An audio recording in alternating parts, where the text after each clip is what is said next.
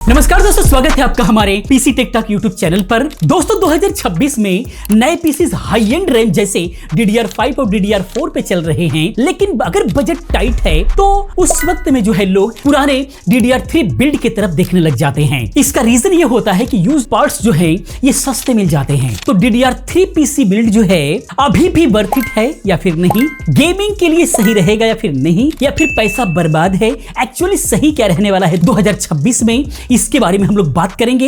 ये सवाल हर तरफ से आ रहा है, बहुत ही ज्यादा कमेंट हम लोगों ने देखा, तो इस वीडियो के अंदर जो है इन सभी सवालों का जवाब बिल्कुल परफेक्ट तरीके से मिलेगा। फुल डिटेल्स में हम लोग बात करेंगे। वीडियो बहुत इंफॉर्मेटिव होने वाली, समझने के साथ अंत तक बने रहें। और वीडियो पसंद आती है तो प्लीज वीडियो को लाइक शेयर सब्सक्राइब करें इसी तरह की तमाम वीडियोस को देखने के लिए। बाकी पीसी बिल्ड एंड सभी का प्रैक्टिकल वीडियो देखना है तो बाबा टेक रिव्यू चैनल पर जाएं, वहां पर एक से एक वीडियोस हम लोग लगातार दे रहे हैं। आइए दोस्तों आगे हम लोग बात करते हैं। पहले हम लोग बात करते हैं DDR3 की हिस्ट्री और स्पेक्स क्या है, DDR3 क्या है। तो दोस्तों DDR3 यानी कि DDR का मतलब होता है, जो लोग नहीं जानते हैं, डबल डाटा रेट 3 यानी DDR3। ये 2017 में लॉन्च हुआ था। ये जो है 1.5 वोल्ट पे ये चलता है। स्पीड इसकी 800 मेगाहर्ट्ज से लेकर के 2133 मेगाहर्ट्ज तक रहती है। स्टैंडर्ड की अगर हम लोग बात करें तो 1600 मेगाहर्ट्ज इसका बहुत ही स्टैंडर्ड रहा है, जो मार्केट में मिलता रहा है। वैसे स्टैंडर्ड 1866 मेगाहर्ट्ज भी रहा है। मैक्सिमम कैपेसिटी की बात करें तो एक स्टिक इसकी जो है 16 जीबी तक मिलती रही है, इससे ऊपर नहीं मिली। बैंडविड्थ की बात करें तो अप टू 17 जीबी पर सेकंड बैंडविड्थ के साथ में आती रही है। इंटेल के हैसवेल यानी कि 4th जनरेशन तक जो है, जो कि 2013 में लॉन्च हुआ था, उस तक ये जो है मैक्सिमम सपोर्ट रहा है, यानी कि इंटेल के 4th जनरेशन तक। और AMD के FX सीरीज यानी कि 2017 तक जो प्रोसेसर लॉन्च होते रहे हैं वहां तक सपोर्ट करता रहा है। जैसे इंटेल का i7 4770 हो गया सबसे हाई एंड, और AMD का FX 8350 प्रोसेसर हो गया, इसके साथ में कंपेटेबल रहा है। DDR3 का प्लस पॉइंट की बात करें तो ये लो कॉस्ट रहता है।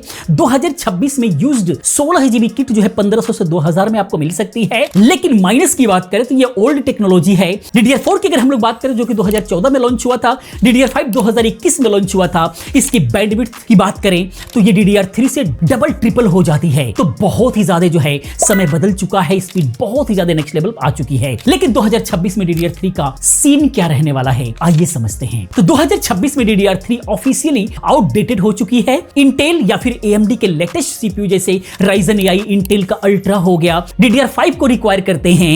Windows 11 भी DDR3 पे रन कर सकता है, लेकिन अपडेट्स इसके लिमिटेड ही रहते हैं। सिक्योरिटी रिस्क ज्यादा यहां पर रहता है। तो DDR3 बिल्ड्स अभी सिर्फ जो है लेगेसी सिस्टम के लिए ही है, न्यू बिल्ड्स में नहीं है, ठीक नहीं रहेगा। पावर इनफिशिएंट है, हीट ज्यादा करता है।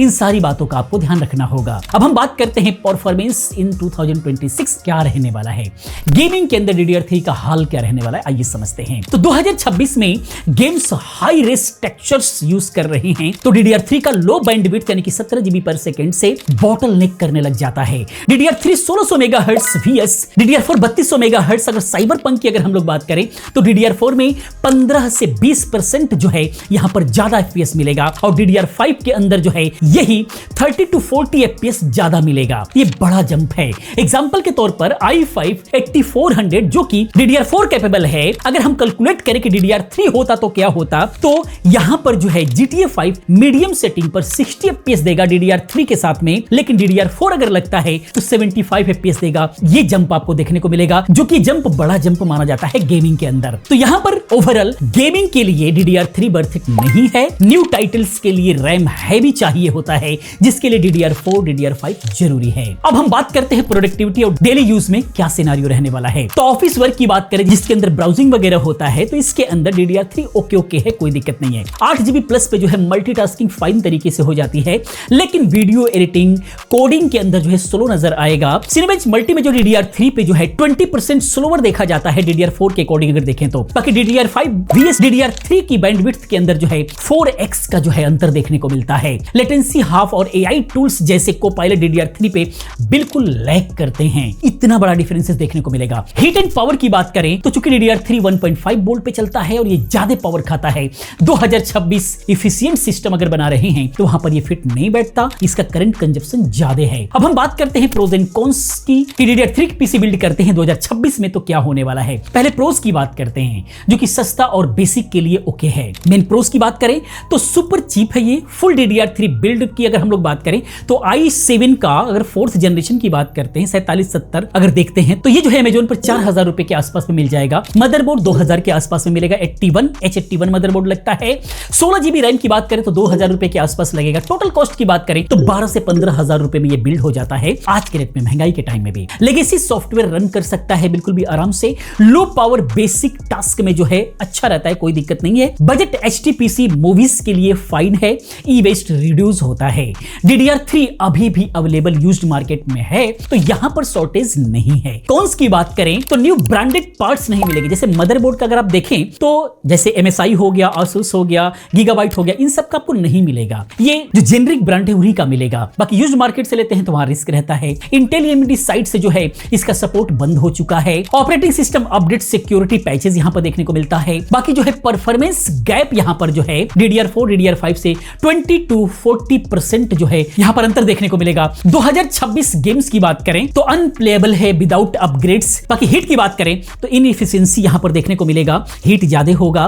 बाकी AI और NPU को सपोर्ट ये नहीं करता है। ये सारी चीजों को ध्यान में रखते हुए आपको आगे बढ़ना होगा। बाकी अल्टरनेटिव्स क्या है, बजट क्या है, अगर इस पर हम लोग बात करें बेटर अल्टरनेटिव्स पर तो यहां पर DDR4 यूज्ड जो है बिल्ड आपको लेना चाहिए। Ryzen 5 3400G की बात करें तो 6000 रुपए के आसपास में प्रोसेसर मिल सकता है। न्यू ले या फिर यूज ले सकते हैं। मदरबोर्ड 4000 रुपए के आसपास मिलेगा। A520 लेकिन अभी महंगा हो रहा है, थोड़ा वेट करना पड़ेगा। 16 GB DDR4 जो है 3 से 5000 रुपए मिल सकता है, अभी महंगा हो रहा है। 5000 रुपए में बेसिक प्राइस की बात कर रहा हूं। टोटल 20,000 के अंदर ये पीसी बिल्ड हो सकता है, लेकिन अभी महंगाई है तो थोड़ा सा महंगा हो सकता है। बाकी 30% फास्टर रहेगा ये DDR3 के हिसाब से अगर आप देखेंगे तो। बाकी DDR5 entry level Ryzen AI processor की बात करें तो जब बेसिक प्राइस आएगा तो 10,000 से स्टार्ट हो जाएगा। अभी प्राइस भले ही ज्यादा महंगा है। DDR4 जो है बर्थ इट है बिल्कुल भी।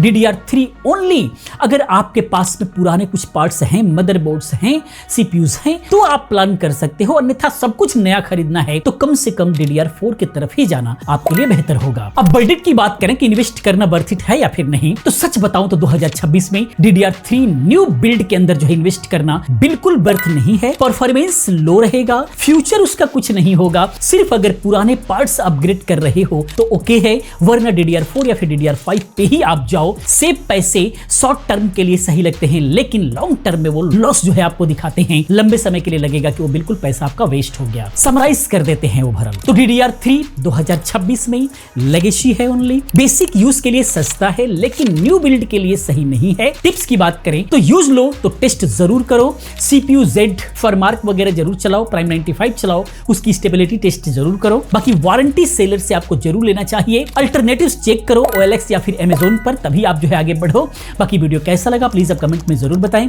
इसी प्रकार के तमाम वीडियोस को देखने के लिए वीडियो को लाइक करें, शेयर करें, सब्सक्राइब करें, क्योंकि इस तरह के तमाम वीडियोस हम लोग लेकर के आते रहते हैं। मिलते हैं अगले वीडियो में किसी और अच्छी इंफॉर्मेटिव वीडियो के साथ में। पूरी वीडियो देखने के लिए, चैनल को सब्सक्राइब करने के लिए आप सभी का बहुत बहुत धन्यवाद।